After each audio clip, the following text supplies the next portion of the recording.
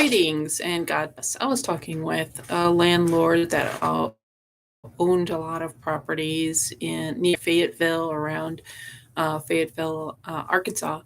And I was saying that, it's just challenging finding something in my price range, which is a very limited budget, in a walkable area that has hustle and bustle.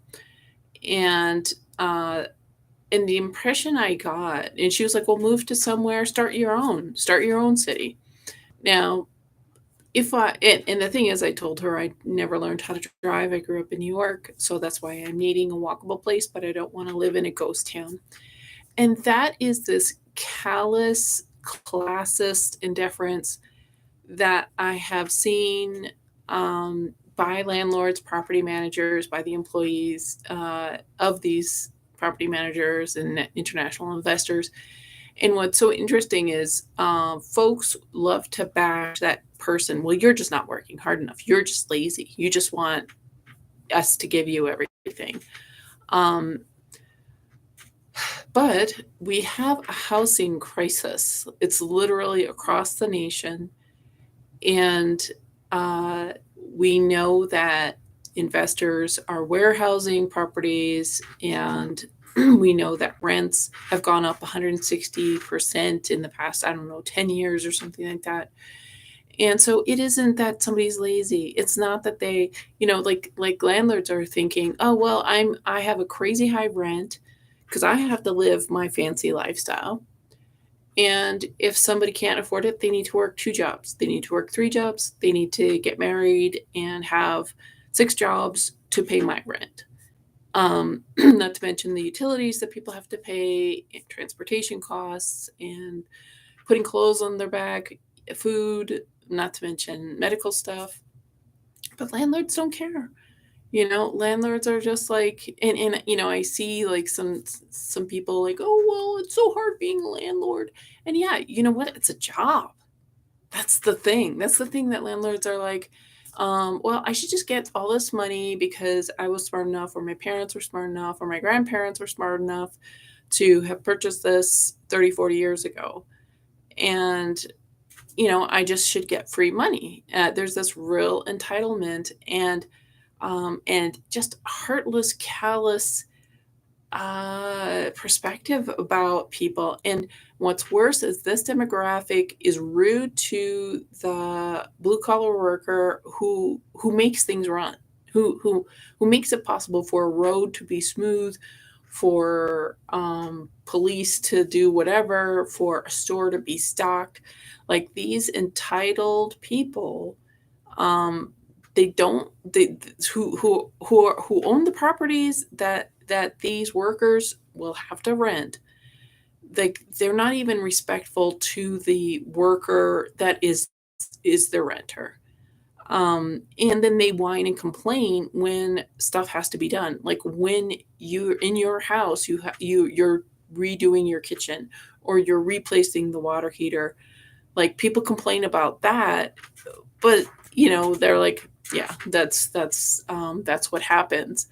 But when it's for a tenant, it's like it's a crime. That it's like they're getting an organ transplant, or they're getting the organ taken out of their body.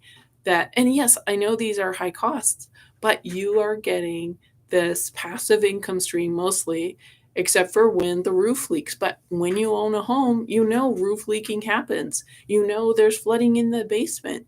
Your kid does something, messes up the carpet. I mean, pets, these things happen all the time. And I just have found throughout my life as a renter, in the in landlords, once they realize you're a renter, they don't talk to you as freely.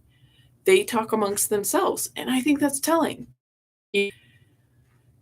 If you're a vegan and you're talking to somebody paleo, if you're a raw foodist talking to somebody vegan, you'll still talk about, yeah, high enzymes, blah, blah, blah, or vegan, yeah, I'm being kind, or paleo, hey, I'm nourishing myself. Um, but landlords, it's like this little secret society, and it's this predatory thing, because they don't wanna let you know, because they're, like, jet setting all over the place. They're totally exploiting people whose parents and grandparents did not look out for them, who have been, just abandoned by the system and their caretakers and people who are just scrambling to survive. So that's who landlords are. I'm sorry. I mean, I have friends who are. I've had nice conversations with people who are landlords or know people who are. But really, that's what's happening. It's people who are desperately just trying to keep a roof over their head, and so landlords are like, how much blood can we squeeze out of this? And the lack of housing, warehousing, all these empty. Because if you look at the vacancies, there's a lot of vacancies across the nation. But when I look for rentals, they're not out there. They're not listed. Or they're saying there's all this 8% vacancy rate in Arkansas. Is it all like 1,500, $2,000 for a place in Arkansas? I'm sorry, but Arkansas is not that great. Now, $2,000 in San Francisco or New York, okay, that's an awesome price. But for some flyover state, I mean, I've seen this in Iowa, I've seen this in South Dakota, I've seen this in Montana, and I know these places, everybody's looking for alternatives to San Francisco and New York, Boston or Austin or something like that. Um, and so these places are featured in Outdoor Magazine or U.S. News Report or whatever, like these alternatives, you know, um, like in Iowa or Arkansas or whatever, but they're not really that great. They're not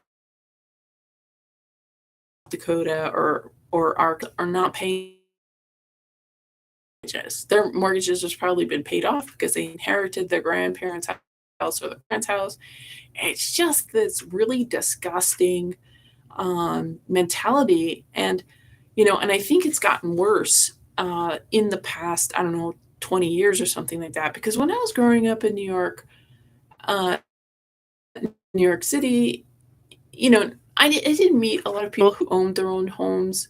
Of course, I was a child then, but even when I went to, and there was a lot of well off people there, it wasn't like they went to Bali at spring break and then they went to Thailand at Christmas or something I mean, like it wasn't this conspicuous consumption that culture is now. Now you have to have tattoos, you have to travel the world, you have to have the fanciest car, the fanciest house, the fanciest husband or wife, the fanciest kid dressed in boutique clothes, your dog and cat dressed in boutique clothes. I mean, it's just like, so people have to have all this money. People have to have like $300,000 a year to spend on their clothes for their dogs, and getting their electrical vehicle and stuff like that. So these landlords are like, we gotta squeeze these tenants for a place that's not worth it, for locations that's not worth it, for an economy that does not sustain it. Even in New York City, I think rents are like $6,000 a month, and average income is $4,000 a month.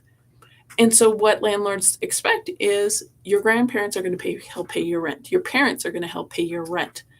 Well, they're like whatever, or get out.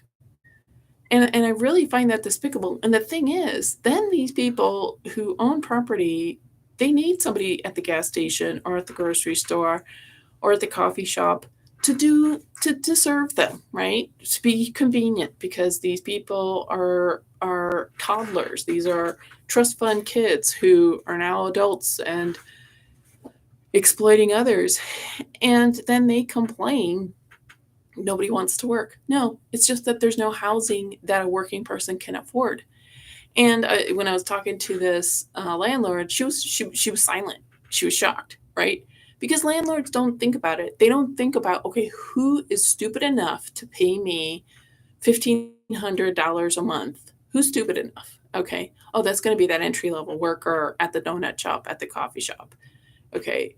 Or who has some college student who has people paying for that for their so the parents are stupid and the grandparents are stupid enough to pay $2,000 for a crappy place in a crappy location with no job opportunities. That's what landlords are depending upon, because people don't want to become homeless. But what people are doing, people who are a little bit smarter in the entry level work, they're like, I'm moving back with my parents. I'm moving to another country. I'm moving to Mexico where I can, I'm going to start my own business. Like I think businesses, independent businesses increase like 80 some percent during lockdowns because who wants to suffocate all day? Who wants to get nasally raped all day? Who wants to have their blood polluted for a stupid job to pay stupid overpriced rent for a slum, for a landlord who's complaining about doing their job? I mean, that's what I find just really aggravating is a landlord doesn't want to do their job. They just want easy income. And they're going to pay their attorneys to make sure that tenants are hands are tied and at their mercy. And then they complain when nobody wants to work there, when work at a crummy job. People complain about not enough staff. Well, if the landlords are extracting every last drop of blood, sweat, and tears they can from that entry level who's stupid enough or desperate enough to live there, this is what you get.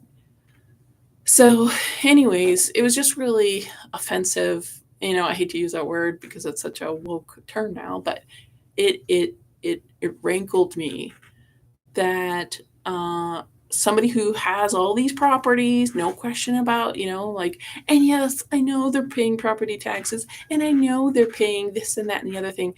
That's why they're landlords, because they make enough, because it's worth it. Okay, when we look at cost benefit analysis, uh, the landlords are making out okay, because if they weren't, they would be selling the property because they're about greed and they're about their comfort, and they just don't know the meaning of hard work. In my opinion, they don't. They make it like this crisis. And I mean, like 30, 20 years ago, I was listening to these landlords, and they were just talking freely because they assumed that I must have. I was working at a retreat center, and we all just were gathering, and this is in Oregon, and that's the thing. Like Oregon is much less like when I was in this was like in the early 2000s, like in California and New York, there was this real respect for privacy and just other people. But in Oregon, like people were so backbitey, and these were like, people who were running workshops or attending workshops, so selfish. Um and I think it's like when people are very provincial, sheltered, they've their grandparents have taken care of their parents, and their parents have taken care of their kids, and the kids just had everything. They everybody inherited all this wealth, so they never had to really struggle to find housing, to compete while you're in poverty to get a good job. Because what I notice is employers want somebody who's wealthy, who's taken care of already. Employers are not there to hire somebody who really needs a job, unless it's going to serve the employer's virtue signaling, um, or unless that person's willing to do sex acts for that employer or give drugs to that employer. That's all I can think, because I have known people who were good workers and they could not find a job, and you know they were desperately poor, and they paid their rent, they paid their bills and stuff like that, but like just and the workplace was just too difficult to handle. So, anyways, you know God will judge these landlords who are exploitative, so selfish, so entitled, and God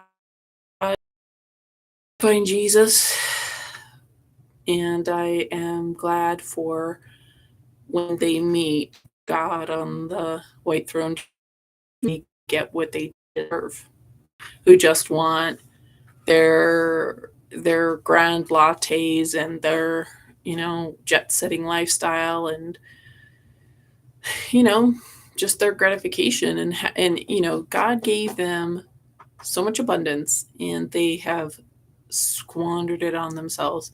When you own a lot of properties, like, you're there to provide housing for people, and then landlords are like, no, no, no, no, you know like landlords are like, how little can I spend on this property? What's the least amount of effort I can spend on this property, as do employees do, unless the employees want to harass the tenants or kill the tenants. Like, I knew about this homeless at risk place where tenants died. One tenant per month, 1 to 3 tenants every month died for years and years at this place. And nobody wanted to look, I mean, like, the tenants were complaining about it, but the manager didn't want to look at it, and upper management didn't want to look at it. And, like, people would move, people would change jobs, building managers would change jobs to hide, I think, to hide that people were being executed. I think there must have been some sort of money that, maybe the building took out insurance on all the tenants, and they would get an insurance claim fulfilled if they killed the tenants. And of course, they're not going to say they killed the tenants, but they did certain things. That there was, like, there'd be spraying for bed bugs, and people who were just visiting, who weren't disabled, would have seizures. Dogs would have seizures from the spray.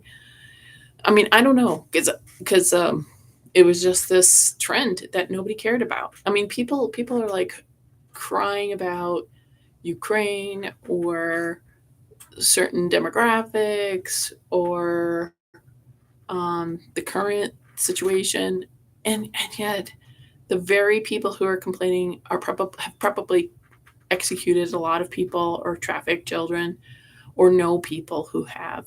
But it's for the job. It's for the paycheck. Um, and I think the reason why everybody's so, like, they want to, like, show off. Oh, I'm so rich. Oh, I do these things. I matter. They want good customer service, at the hotel or whatever. But they have nothing really in their soul. They have not done nothing for humanity. They've exploited and extracted everything they can, executed people so they get more money, like what happened in hospitals. And, they think they're better because they're spending all this money. They think they're better than the people who pay them rent or whatever, or serve them at the gas station or at the health food store. And they're not. Like, the people that I have found to be really good people, really beautiful souls, are these people who have the crappiest jobs, crappiest housing, crappiest pay, terrible working conditions, and somehow they still treat you really nicely, kindly.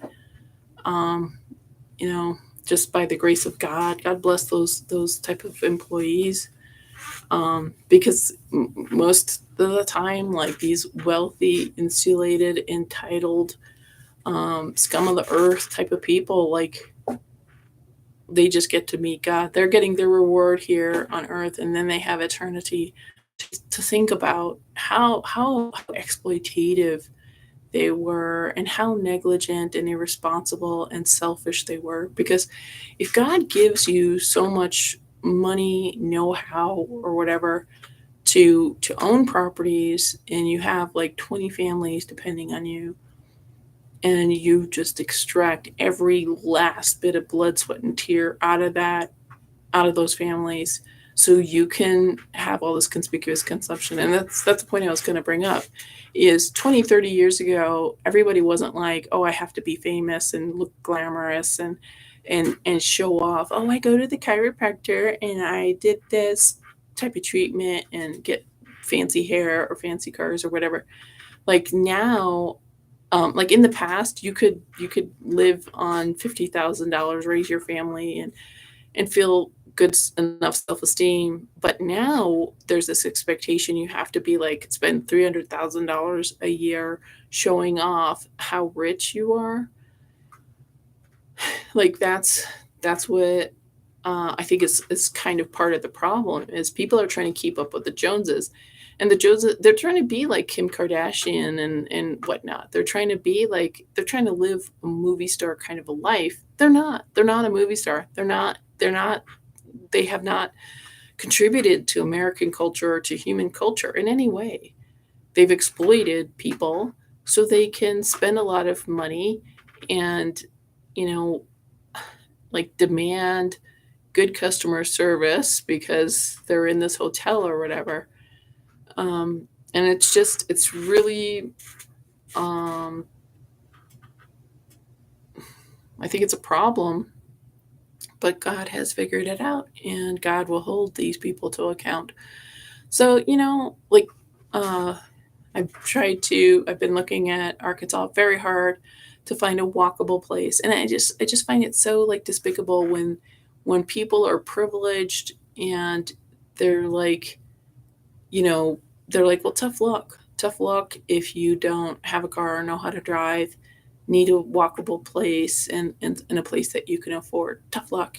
Find your own, create your own, even though you do not have, three generations of property to set yourself up. You figure it out. Like, um, if that's a way, if that's how people are going to be in a certain location, then they don't deserve somebody like me. Like, okay, all of you insulated, privileged, entitled, classist, poor excuses for human beings. Okay, um, have your horrible little world. I want to be somewhere amongst working class people who know the value of hour of hard work and of that money that you spent, and in like not to blow it away, like because that's what's like what boggles my mind is like people are just like spending they're spending their money, their hard earned money, on something that's not worth it. And I would say like these stupid rents, um, for neglected apartments. And if you're going to have like a new build or whatever, you're going into tremendous debt. And maybe people find the demands of like making that type of money, maybe they can cope with it. I don't even think they are coping with it, but I think people are in over their head, and they're just they're drowning, and they're making ends meet, and maybe their parents or grandparents are helping or going into they're going into debt. um but that's not for me. I don't want to have other people subsidize my income so I can pay rent. I don't want to have to go into hundreds of thousands of debt just to pay rent or do other necessities. So yeah, I just think, hey, live within your means and find places that respect that understand that. And I'm not sure where that is in the country. I mean, that's why people are moving to other countries like Asia and um, South America, Mexico and stuff like that. So yeah, all these entitled, people who own a lot of property and are extracting every last bit of blood, sweat, and tears from their tenants. Okay, drive us out of your cities, drive us out of this country, and all of you entitled people can get together and complain how there's nobody working at the grocery store and the health food store and the grocery and the gas station and the donut shop and the coffee shop. You've driven those employees out. And people are like, well, those jobs are just for young people. And the thing is, young people don't want to work those crappy jobs for so little. So there you go. You have adults who are willing to do it, but if there's no housing that those adults can do those entry level crummy jobs, then serve yourself. Have serve yourself at a robot shop, or enjoy all those places closing down because there's no employees.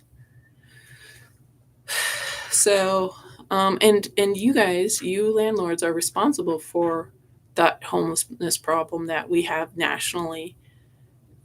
Whether you're one of those evil international investors or one of those entitled local landowners who extract every last bit of blood, sweat, and tears from your tenant, you guys are responsible. It's not just like one person's lazy or whatever. There's millions of people who've become homeless, and not just after during lockdowns. This was happening well before, past 10 years. There's been tent cities where they have Wi-Fi routers and whatever. I heard about this in San Francisco, where people have, and you're not going to see anything about this, but where people have like a good job. Like, they make 30,000, 70,000, but they're living in a tent. You're not going to see that on YouTube because then they're going to lose their job. But there are people who they can't afford the rent because you landlords have made it so impossibly inaccessible or unreasonable. Like, who in their right mind wants to pay for a shitty apartment in a shitty neighborhood with a shitty landlord working so hard? Like, why? Like, and then it's shamed for people to do this. It's really like landlords, property owners have really betrayed American working class entry level workers. And I don't know if cities are involved, but and yeah, I know it's expensive to own property, but you're doing it. So if you can't afford it, then maybe you should get rid of that property. But um, like, if you're living your fancy, $300,000 lifestyle because you're extracting everything you can from your tenants, uh, well, then you might need to take a look at that, because homelessness was not as bad 30 years ago, 40 years ago. I grew up in New York City, and yes, I would see panhandlers, and I don't even know if all of them were homeless. I know if there were some, like, but nothing like it is today. And like, it's a sign of the times. And I think, like, landlords in like landlocked flyover states are like, oh well, I gotta screw my tenants out of as much money as possible because I don't want landlords to think I'm a softie. I think like landlords think that they are here to punish renters. It's really despicable. It's just disgusting. I'm like, gosh, like, I don't know, but maybe if I was a landlord, maybe I would be that evil too. But since I'm not, I don't know. Anyways, what do you guys think? Thank you for watching. God bless.